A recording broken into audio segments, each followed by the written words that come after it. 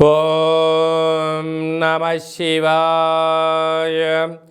ఓం నమో నారాయణాయ. ఓం శ్రీ స్వర్ణాకర్షణ కాల భైరవాయ నమో నమః. ఓం శ్రీ నరదృష్టి నివారణ కాల భైరవాయ నమో నమః. ఓం కాళకాలాయ విద్మహే కాళాతీతాయ ధీమహి తన్నో శ్రీ స్వర్ణాకర్షణ కాళభైరవ ప్రచోదయాతు. హరి ఓం. మా ఛానల్కి స్వాగతం.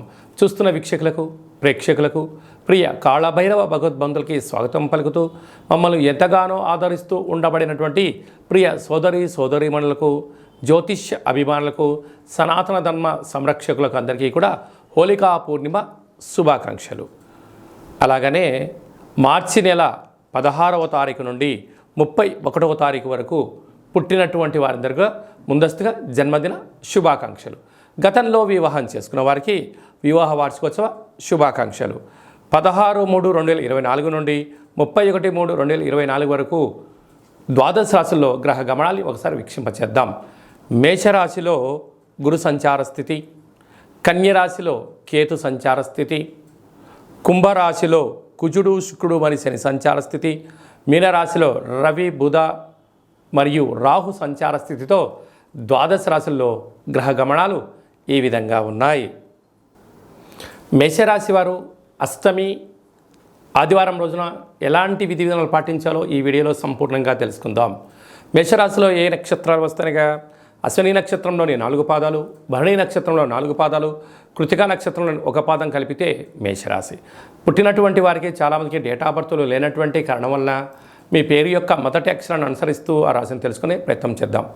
చూ, చే, చో, లా, లీ, లు, లే, లో, ఆ అక్షరాల వద్ద మేషరాశి జాతకులే. మేషరాశి యొక్క అధిపతి కుజుడు.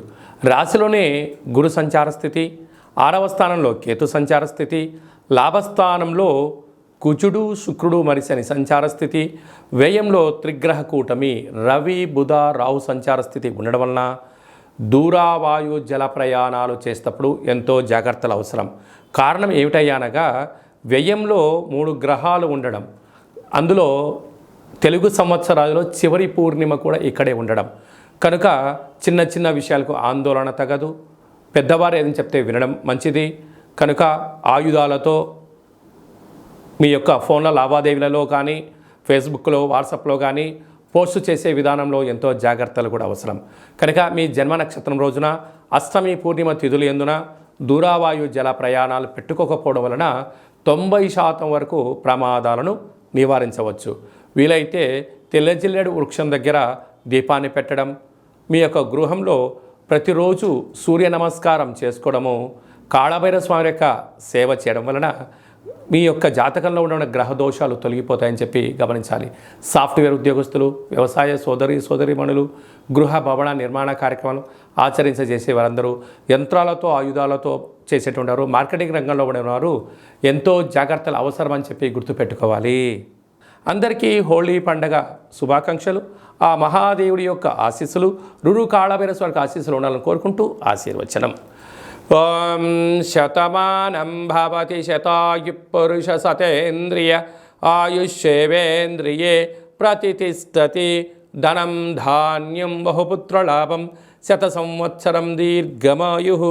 సర్వే జనా సుఖినో భవంతు, లోకా సమస్తా సుఖినో భవంతు.